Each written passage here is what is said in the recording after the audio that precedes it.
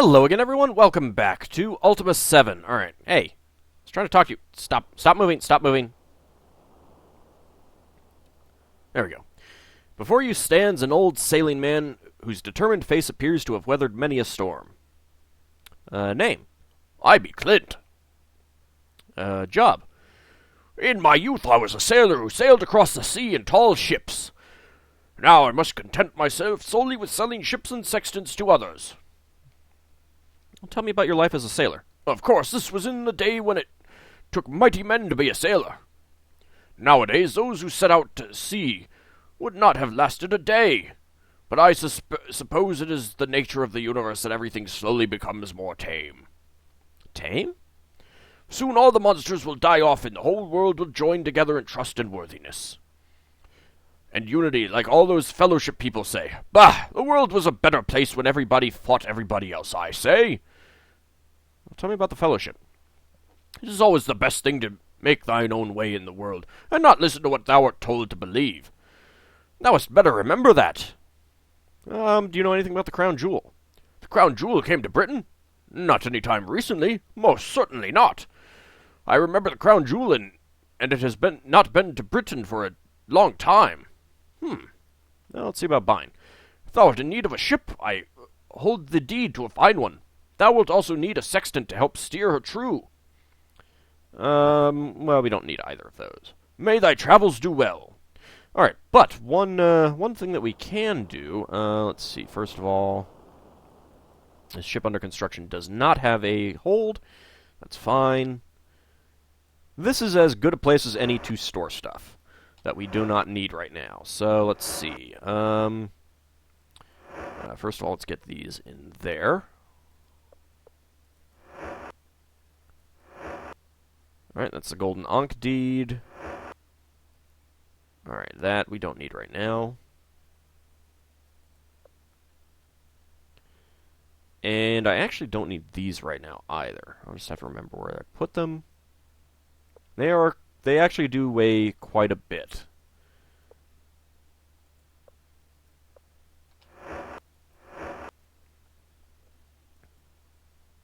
What scroll is this? That's the one that we need. This is the clue, yes. So that we don't need. Let's go ahead and put the... Get in the bag. There we go. In the bag.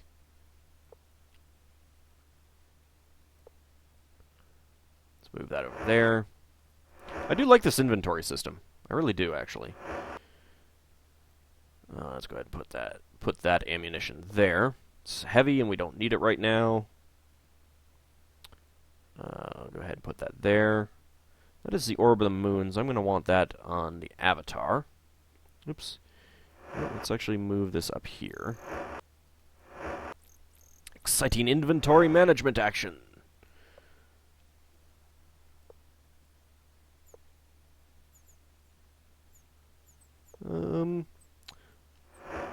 What do I have Sentry with in his bag? Nothing. Okay, Sentry, you can carry the, you can carry money.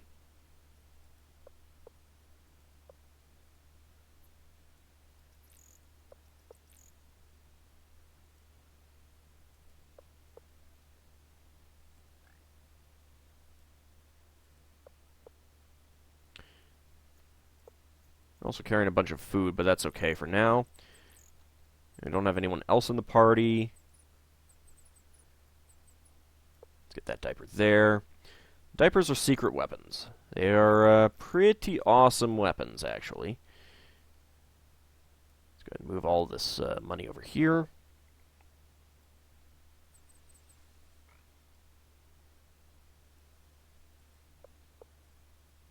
Now, putting the money like that in there should actually distribute it a little bit more evenly. At least I hope so.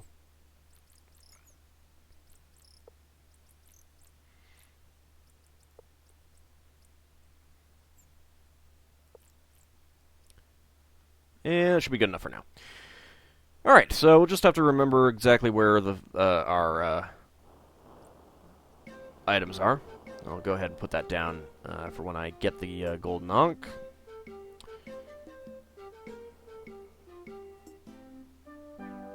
Let's see, where do we want to go now, actually? Alright, I've already talked to them. Pull up my map so that I have a better idea of exactly where I'm looking at stuff. Okay, we did visit both those buildings up there. We visited all those houses. There are some houses here that we have not been in. So let's go visit them. Spring Fire for the xylophone. Zara's Dance for the lute. Is this the person that I think it is?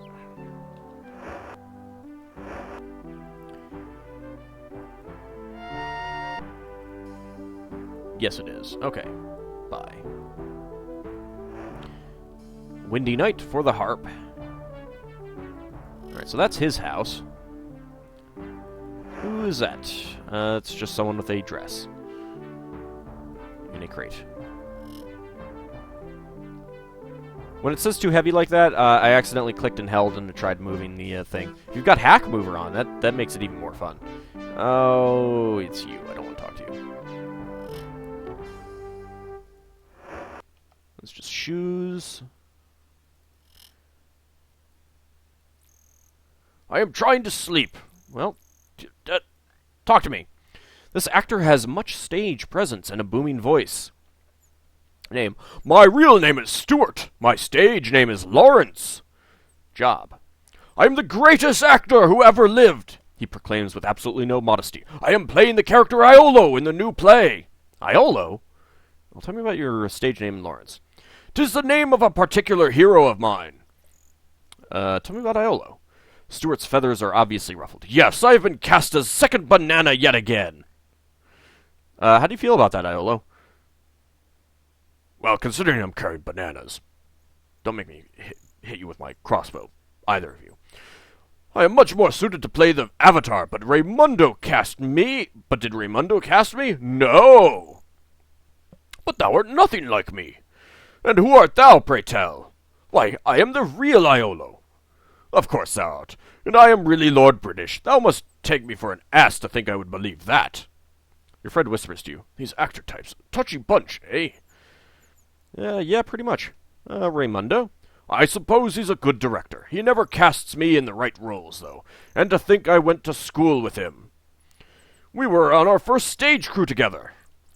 Tell me about the Avatar. Stuart whispers to you, Jesse is all wrong. Why, thou wouldst make a better Avatar than he. Well, yeah, because I am the Avatar, and I am also female. And thou probably couldst not act thy way out of a reagent bag. That is not a reflection on thee, but on Jesse. Act? Acting is the highest form of art. It allows one to step outside oneself and become another person. 'Tis like a game. Yeah, shut up. Goodbye. Be sure to come to the show when it opens. Maybe not. There's Pants. On Acting by Laurence Olivier. Within the pages of this tome are the theories and philosophies of acting, as well as personal anecdotes written by a noted thespian of a distant land. Apparently this book was one of the many brought to Britannia by Lord British. Play Directing, Analysis, Communication, and Style by Francis Hodge.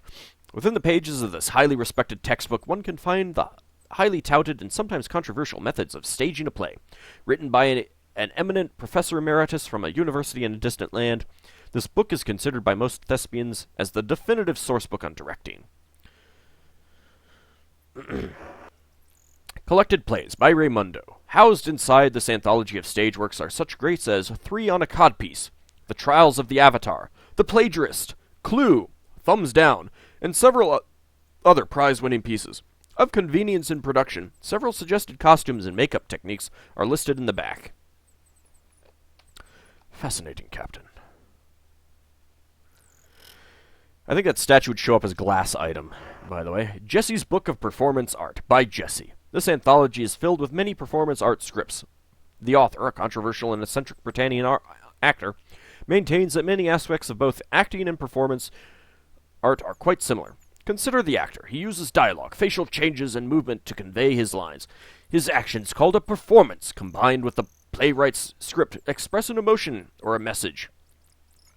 The performance artist uses the very same techniques.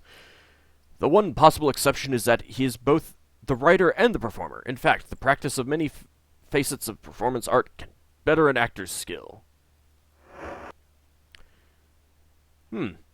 Some cash there, 50 gold coins. Oh, Sentry, what are you doing? Oh, jeez. You just totally ripped the guy off. I can't believe I can't be seen with you. I really can't. Might reflect badly on the avatar. Oh my god, look at that portrait. This is a tall, skinny actor with knobby knees. He wears a woman's wig and is dressed in drag. And yes, that description would change if you were not the female avatar. Name.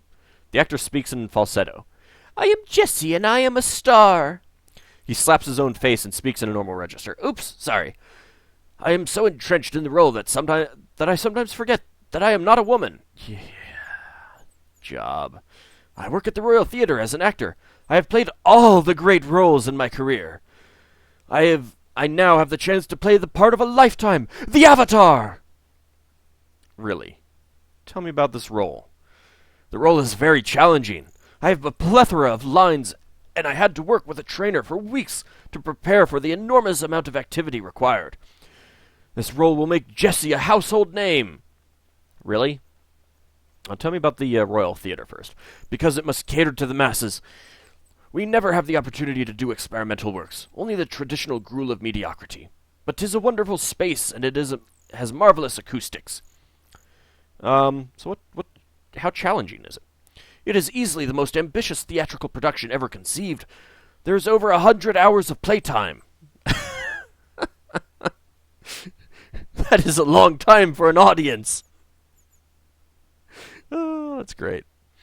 Experimental works? I'm getting to the lines. I'm leaving that one for last. My favorite piece is something Raimundo wrote for me entitled 3 on a Codpiece.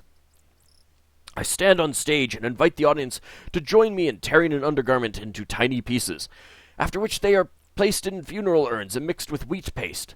The pieces of cloth, not the audience members. Then the audience may glue the pieces anywhere on my body that they wish.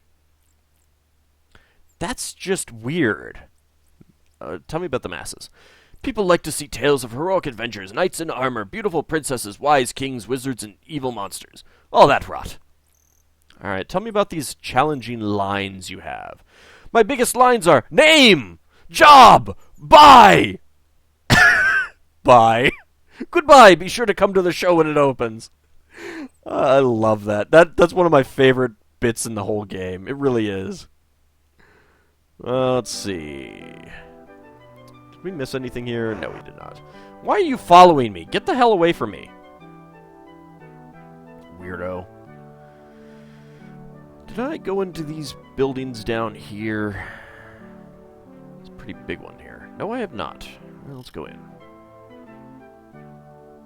Ooh, potions. I'm gonna have to go look over there. Sorry, Chimino. Didn't mean to actually talk to you. Nothing in there. Ooh, locked.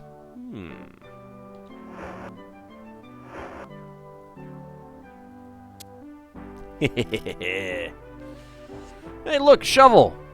Totally could use that. Ooh, lockpicks. With all these lockpicks, I'm definitely the master of unlocking. Oh, Iolo, why are you so grubby for this cheese? Cheese, that's terrible. And the mutton!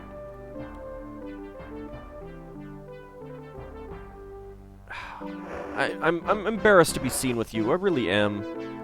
This is horrible. I can't believe you guys. Kitty! Alright, I think that, Spark was carrying our, potions? Yeah. Do-do-do-do-do.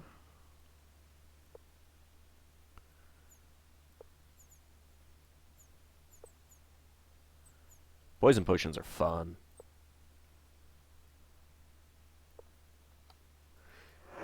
The Apothecary's Desk reference. I think I've read this one already. Yes, I have. Alright, well, I got a few potions out of that. All is good. Oh.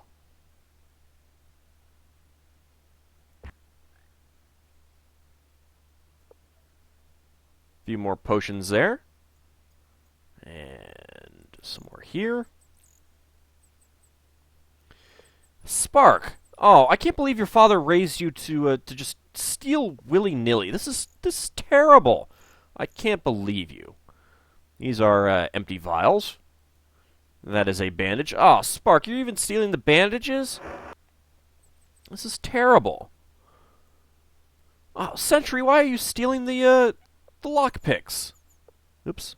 Too heavy, huh? Shimino, now you're stealing the lockpicks? Oh, this is terrible. What is wrong with you people? Did you not learn anything from my previous adventures? I've read that. I've read that. You see a healer who looks wise and honest. I've been looking forward to thine arrival, Avatar. Word spreads quickly. I am pleased to meet thee. Name. I am Casil, the healer, although in a past life I was known as Abrams. I became Casil when I was advanced. Advanced? When my name was Abrams, I lived on the island of New Magintia and did mine apprentice work there. My practice grew, and soon I was traveling by ship to Moonglow to see patients there. Patients? Soon I had patients on 3 islands. It was then that Lord British received word of my practice. Tell me about your practice. My practice grew swiftly. I am a modest man, but I do not mind saying that I was a popular healer. He's probably the best healer in Britannia. Why, he cured a particular problem I had in no time at all. Oh, what problem was that? Never mind. The whole world does not need to know about it. Yeah, actually, I think we do, Shimino. You do need to tell us. Lord British? Well, Lord British himself was struck down with some sort of malady. He sent for me. I arrived at the castle as soon as I could leave my patients, and I examined the king. It appeared to me that something had infested his blood. I have a theory about it, which I am convinced is correct. Others, however, do not share my view. What theory? I believe that that most sicknesses are caused by tiny living things. We cannot see these things with the naked eye. However, I am working on developing an instrument which can see these creatures. I believe that someday healing will not depend on magic at all, but on some form of treatment which makes one less vulnerable to these living creatures. Ah, that's hogwash. Since these animals are biological, I call this theorized treatment antibiotics. What dost thou think, Avatar? Am I on the right track? Yes, actually, you are. Good, I thought so. Others? There's a group of people who do not encourage my studies. We do not get along at all. I think they have something against healers which goes beyond simple distrust. Dost thou know whom I mean? Yep. Xil nods. I thought so. The Fellowship is not quite what they seem. Indeed. Tell me about the Fellowship. They have a doctrine which outlines their beliefs. They believe if one is faced with pain, then he has no choice but to go through it in order to be a better person. I do not agree with this. No one should ever go through needless pain. But they are entitled to their own opinions. I don't know, I disagree with that. They're entitled to my opinions, and mine only. I am the Avatar. Alright, goodbye. Goodbye, Avatar. Let's see. You have 2 copies of this book? Ooh, purple potion. Spark! I can't believe you're just stealing the stuff right in front of him. I can't believe he doesn't say anything. It depends on how you steal it. That'll determine what they say. You see a fighter with intense eyes and a serious disposition. Name, I am Denby. Job, I am a trainer. I specialize in a form of combat which relies on one's ability to use intelligence and physical ability to activate minor magical effects. But I am not a mage, I am a fighter. Magical effects? For example, I simply teach a combination of physical and mental exercises which increases one's intelligence. This in turn gives one an advantage if one desires to practice magic. Thou shouldst be aware, however, that magic is not working in Britannia these days. It is a dying phenomenon. No one understands why. Nevertheless, my training should increase any magic user's primary chances for casting a spell, as well as their fighting skill. Fighter? Although I am a fighter, I have dedicated my life to peace. There has been too much fighting in the world as it is. Let history take care of the adversarial qualities which exist in man. I believe in using my skills as a deterrent. Your fee is 75 gold, but I do not think I will train. Denby bows. I am sorry my fee is too high for thee. Perhaps at another time thou wilt realize the value of my services. I believe he's not actually a bad trainer. Again, I'd have to go back and look. I'll be doing training later, at a later date. I don't really need it right now. I'm not planning to get into a whole lot of difficult combats. When we're hitting a point where we're going to be going into dungeons, then we will be doing some training first. What's a kid running the store here for? You see a young, wiry teen. Hello, lad. This is Elmandretta, the Avatar. This is my young apprentice, Coop. How go things, Coop? Not too badly, my lord. I sold a triple crossbow this morning. Lovely, lovely. Keep that gold coming in. That's what I always say. Name? My name is Coop. Job? I am the manager of Iolo's bows. Master Iolo has entrusted me with this responsibility. If there is anything thou dost want in the way of bows and arrows, please say so. Now tell me about Iolo. Hello, boss. Greetings, lad. Thou art looking well. The same to thee, my lord. Bows and arrows? We sell all kinds of bows, along with arrows and bolts. If thou dost wish to buy something, please say so. Tell me about Iolo's bows. Iolo opened this shop many years ago. He opened Iolo's South in Serpent's Hold more recently. He is becoming quite an entrepreneur. Responsibility? I sell many goods, but I also plan to perpetuate the good name of Iolo by becoming a master archer. Iolo has taught me well. Yes, the lad is good. He was good before I taught him the first lesson. What I would not give to join thy group and go adventuring, but then there would be no one to run the shop, so I cannot go. But some day. Anyway, I please myself in the evenings by singing with a musical group.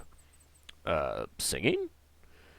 My group is called, well, it is called the Avatars. I hope that does not offend me. I am offended! Change your name. No, actually, I'm not offended. Tell me about the Avatars.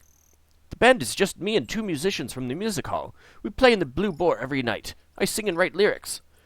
The other two play the instruments. Please come to hear us. Okay, we don't need to buy anything. So these are individual arrows there. There is a bow that appears to have fallen down on the floor. You can see the one pixel there. This game does have a slight clipping problem. There's a triple crossbow there, and there is actually a single magical bolt there.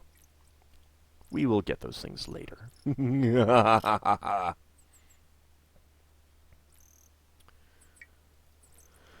You see a woman who oozes partially sincere friendliness.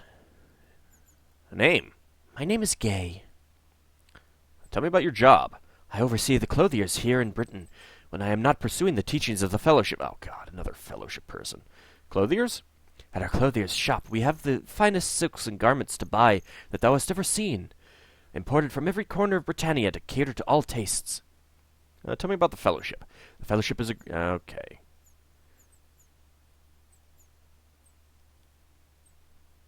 I think we've, read this. Maybe we have. I don't know. We're done. We don't need to buy anything. Good day, my lady. Tired of talking about the Fellowship. I could use a little food.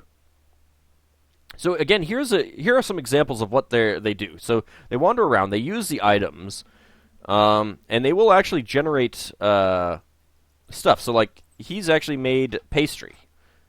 He's picking up the flour. He's putting the flour down there, picking it up, turning it into dough. Luscious bread! And if we sit here, might actually turn into bread. Not sure if it will or not. You might have to pick it up. See, she's running around picking up cloth and stuff like that. Yep, there it changed into bread. He'll pick it up. Yep. And put it down there. So, this is, again, a way to get free stuff. So, I pick up some shears over here. Put down some cloth. It's pretty nice. Let's see. Shimino's hungry. Is Sentry hungry? No.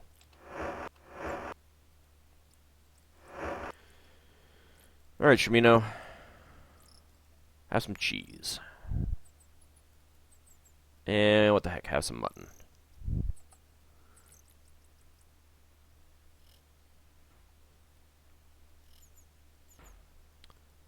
Alright, that's Kessler again. This young, lovely tavern wench is sexy and sweet. Name?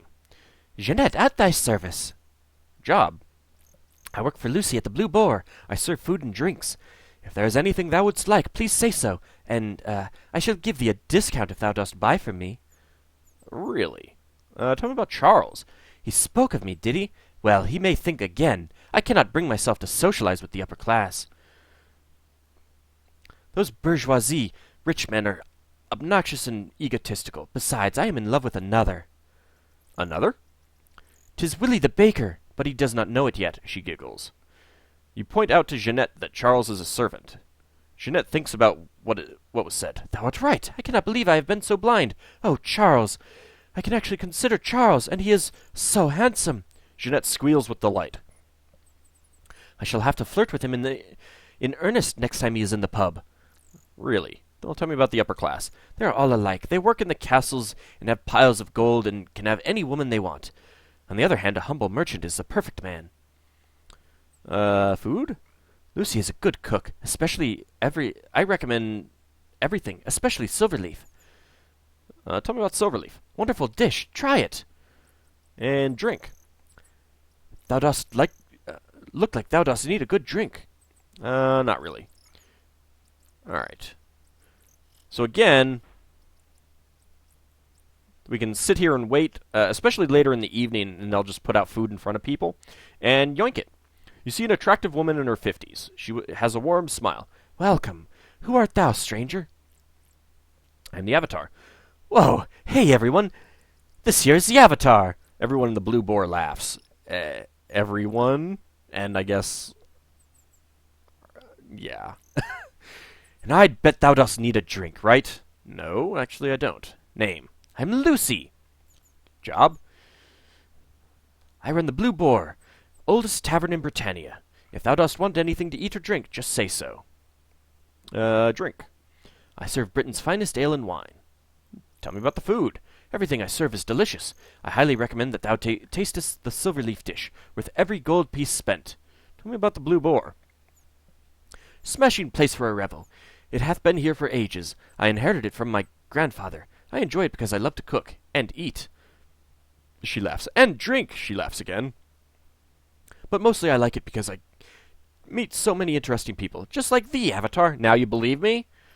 Revel? Thou dost look like the kind of person who doth enjoy a fair bit of revelry. Come back to the pub in the evening and hear our house band, the Avatars. I'm offended. Change the name. Tell me about the people. Oh, I so enjoy meeting men who like to go out and kill things. The Avatars? They're a popular local singing group. I am sure thou would like them, Avatar. I don't know about that. Tell me about revelry. Lucy laughs. Revelry, singing, dancing, eating, drinking, all in a time and place where one may stop and enjoy life. I can see it hath been too long since thou hast sampled the simple pleasures of life in Britannia. Tell me about the silverleaf. It's made from the root of a very rare tree. Quite superb it is. All right, we're done here, I think. Talk to thee later. Does not look like there's much else. Already been there. Have we been over here? Looks like we have. Yeah, we have. And, yep, we were over here already. Alright, well, we do need to meet the mayor. Perhaps he is here. Yes, he is over there. Okay.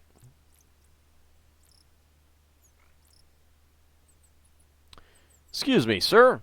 You see a nobleman in his 40s who looks like either a politician or a well-dressed merchant. Avatar, I was just alerted of thy presence in our fair city. I have been expecting thee. Name? I am Patterson, named after my father. He holds his hand out, takes yours, and shakes it firmly. It is such a pleasure to meet the Avatar. Tell me about your job. Why, I am the town mayor of Britain, that is. I would have thee know that mine election was an overwhelming victory. Mine opponent never had a chance. I am also president of the Britannian Tax Council. Tell me about the election. It was held 2 years ago. I received 84% of the votes. It was an impressive victory, I must admit. Of course, when one has a group like the Fellowship behind them, Oh, that's terrible. They shouldn't be advocating for election candidates. Tell me about the tax council. The land must have some way of generating income. Taxes are the only solution. Every merchant and farmer is taxed. What about the nobleman? Anyone who works for a living is taxed. The Britannian Tax Council has its main office in the Royal Mint. Seriously, what about the nobleman? Tell me about your opponent. He was an old farmer named Brownie. Didn't have much money to put into a campaign. Even the peasants didn't support him. Peasants? Did I say that? I certainly did not mean it. There is no class system in Britannia anymore, nor in the entire country for that matter. What I meant is that the peasantry, that is, those people who are not of superior lineage, which is the type of man Brownie is, they did not support him either. Superior lineage, eh? They knew who would be the best leader. Superior? Did I say that? I do not think I really meant that the way it sounded. I think you did. What I meant to say was that there are people who come from families of better standing than others, and Brownie is not one of them. But do not misunderstand me. I still maintain that the class system in Britannia has been abolished. Yeah. Tell me about Nana. She said what? Well, she's wrong, and to think she is a brother, one of the fellowship. I shall have to speak to Batlin about her. Uh-oh. You notice that Patterson seems ill at ease. Tell me about the fellowship. My life has improved greatly since I joined. I find that mine honesty is impeccable, my leadership is unchallengeable, and my love for my wife irreproachable. Thou shouldst consider attending one of our meetings in the evening. Honesty? I am obviously the most honest person in Britain. Perhaps I should move to Moonglow. Ha! Really? Well, tell me about your wife. Her name is Judith. She's the music teacher at the music hall. Perhaps thou hast met her. We have a wonderful relationship. Methinks thou doth protest too much. Body? You relate what Lord British said about the murder in Britain a few years ago. Patterson nods. I remember it well. Quite gruesome it was. There was a man named Finster who was running for public office. He was quite outspoken in his opinions, and I suppose this got him into trouble. Opinions? He was trying to make many social changes. He wanted more power for the Great Council and the Britannian Tax Council, and he wanted to disband the Fellowship. Finster was a nobleman with too much ambition. Anyway, his beliefs must have provided him with a few enemies. What sort of enemies? How should I know? Anyway, his body was found in an abandoned building which is no longer standing. It used to be a storehouse of some kind up near the castle. It was torn down a couple of years ago. The body was mutilated beyond belief. It was as if someone tied the poor man down with stakes and cut off all of his limbs. Finster was then beheaded. It was almost, what is the word, ritualistic. That definitely sounds familiar. And that is all I remember. No one was ever arrested for the crime. That's pretty terrible. Alright, I think we're done here. Patterson nods his head at you. Well, we have some more information. As opposed to the Fellowship, huh? Nah, couldn't possibly be related, could it? There's a building over here we haven't been into. Has no ceiling. This is actually the two gargoyles' house. Can we unlock it? Poor Avatar. Poor Avatar. Well, word to the wise, don't stand too close to the treasure chests when opening them. I completely forgot about that. Well, yeah. So that's the thing that happened. Hack mover. I need to turn on the hack mover. I'm not going to risk losing stuff out of this.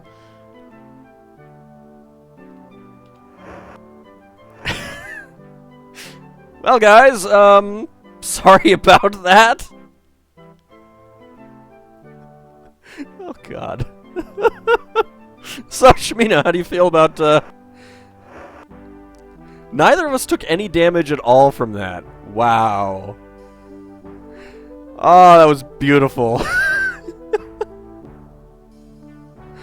Oh, that was great. British, need your help. Need your help a little bit. There we go. Okay,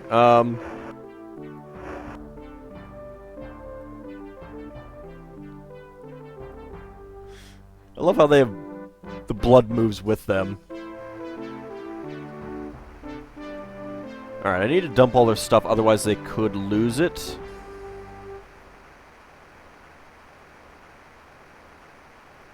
Alright, British. Heal, please.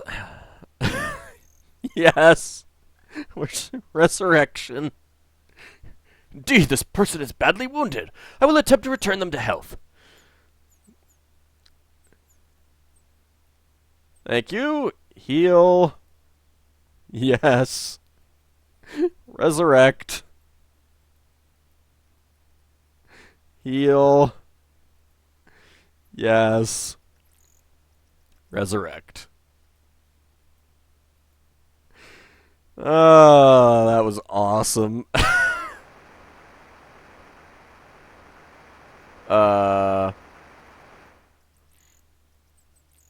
Why did you not resurrect everyone else?